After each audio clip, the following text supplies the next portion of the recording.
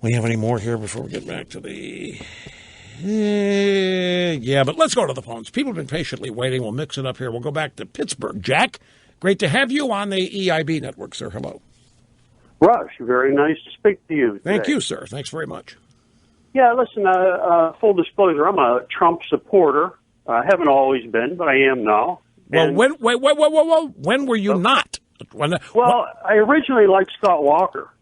I thought he was such a tough guy over there in Wisconsin and what he did with the unions and all their money that they brought in. And this is from a retired union guy. And I thought what he did was fantastic. It was. It was amazing. Yeah, and he was an early on favorite of the first Iowa vote taken way, way, way back. I mean, he was killing it. He was in the 70s. I know. I wish he hadn't dropped out. I don't know what happened, but anyway. Well, I'll tell you what happened. I'll tell you just since you asked it. What happened was it at least according to people that I knew who were for him and then changed their mind. It was because his answers on foreign policy to them seemed unprepared. Is the only thing I heard. There may be other reasons, and I don't know, but that's anecdotal things I heard from people who were eager for him, but got to foreign policy, they began to question the well-roundedness. I don't know how else to say it, but anyway. So you're with Walker, then you gravitate to Trump now, and that's where you are now. No, Cruz. Cruz, right? Yes, maybe it's just me when I look at Donald Trump, especially during the debates. He's up there, and I just don't get it, Rush. I've heard you explain it over and over and over again why he is where he is, and I still don't get it because all I see is a grown man who acts like a 13-year-old up on the stage when he's standing there making all the stupid faces and all the mudslinging and the name calling. You know, he just sounds like a 13-year-old to me. Okay, let me see if I can actually describe this. So here he is. Here's Trump on the very first day he's announcing, and he says what he says about Mexicans. And you're thinking, did you see that, by the way, that first day? Yes. Okay. You saw Trump's announcement. You're probably laughing yourself silly. You're thinking, this is hilarious. This guy can't be serious. There's no way. He's telling jokes. He's saying this stuff about Mexicans. And then you find out a couple days later that everybody ate it up, and you can't believe it. You can't. And then the first debate comes, the Megyn Kelly stuff happens, and you think, he's finished. You just don't talk that way. And he wasn't finished. He started gaining support, and you're saying, how can the hell this happen? And then he starts with these, like you say, childish name-calling insults of people. And with each instance of it, you think, you know what? At some point, people are going to wake up. This is all. They're going to abandon him, and they don't. In fact, according to polling data, his support increases, and you don't understand it. It doesn't make any sense to you because it just doesn't. In a polite sense, in an adult sense, like you said, it just doesn't make sense to you. Yeah, that's exactly right. And one thing he always brags about is how he's a deal maker. Yeah. Well, where has that gotten us in the past few election cycles? I mean, I've heard you say it again and again that Republicans are always caving.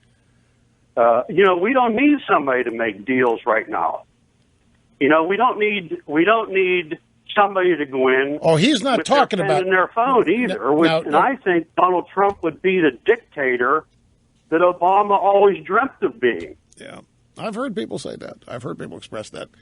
I think Obama would be nothing compared to what Trump will be. Because if he thinks he's getting criticized now, wait a minute. Wait till he's in office. Let me ask you a question, Jack.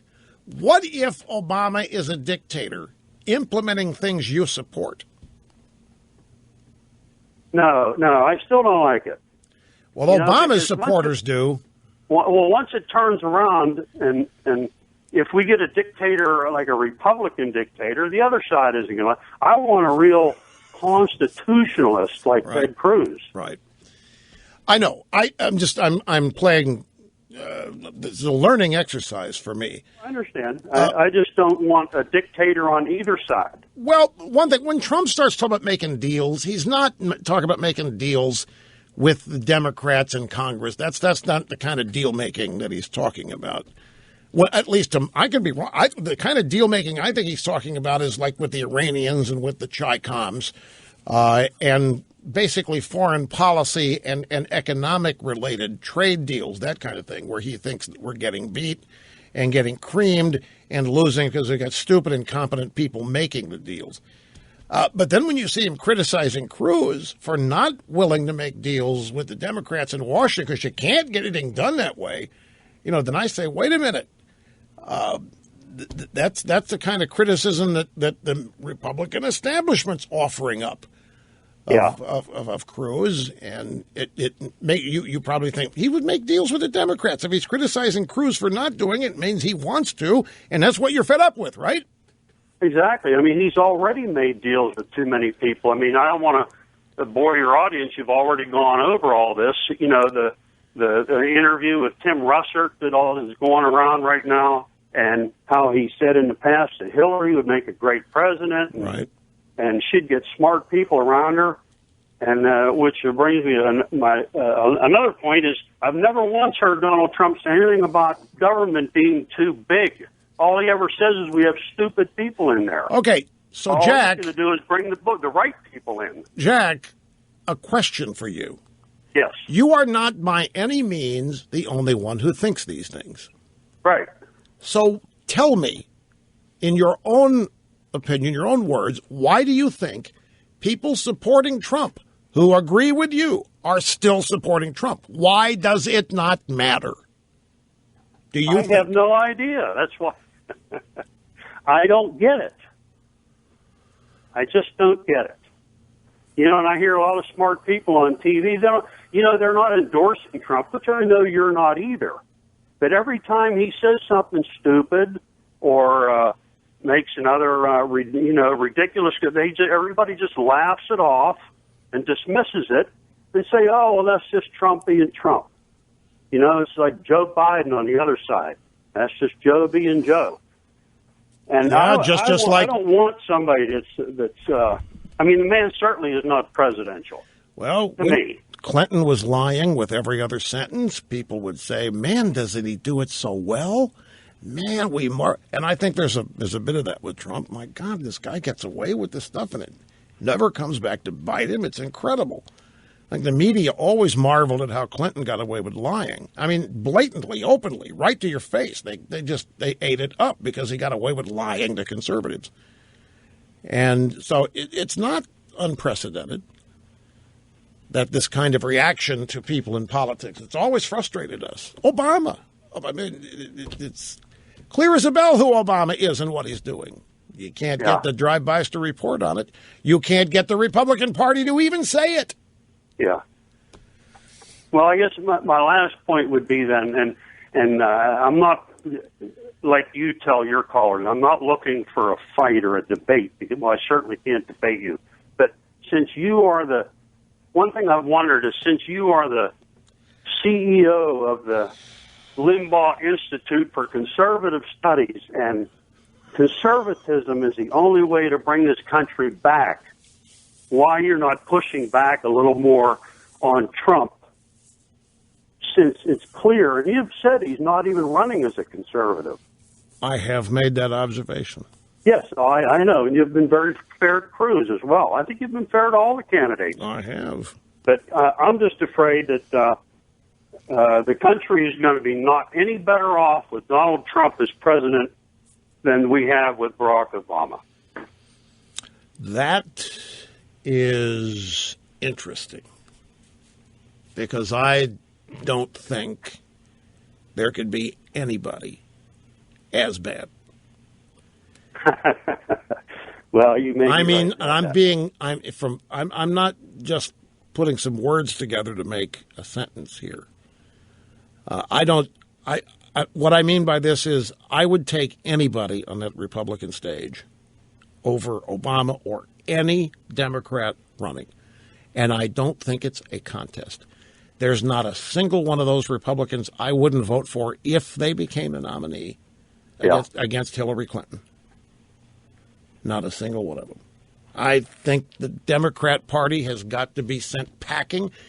I'm not that hard to understand. I've said it over and over and over again. You can interpret it however you wish, but it doesn't require a lot of interpretation. What has to happen, and not just in one election, we've got a huge task ahead of us. The Democrat Party and liberalism has got to be stopped. It has to be cut short. It has to be rendered minority irrelevant. And I'll tell you how deep the task is. Even if you like Cruz, if Cruz wins this election, I don't have to tell you the long knives are going to be out for him from within his own party. But beyond that, Jack, the left has election insurance. They own a majority of the judges who write their own law. When you want to talk about the bureaucracies and the cabinet-level agencies, the EPA, the IRS, you name it, there are career leftists and liberals there that even when they lose the presidential election, their influence over regulation and any other thing that comes out of the bureaucracy doesn't take a hit. It's going to require a deep-seated, concerted effort to stop liberalism in its tracks wherever it is found. It's a long project here, and it has to have a long view. And there are many elements of making this happen that go beyond just winning elections. But that, to me, I mean, they're the ones who've gotten us where we are. They're the ones who are destroying the traditions, the institutions. They're destroying the economy. They're destroying the health. They're destroying everything they touch. They're destroying the U.S. military. They're destroying American force. They're destroying this country on purpose in order to change it into something they think it should be and should never have been as founded. That's got to stop. That comes before anything else to me. Back after this.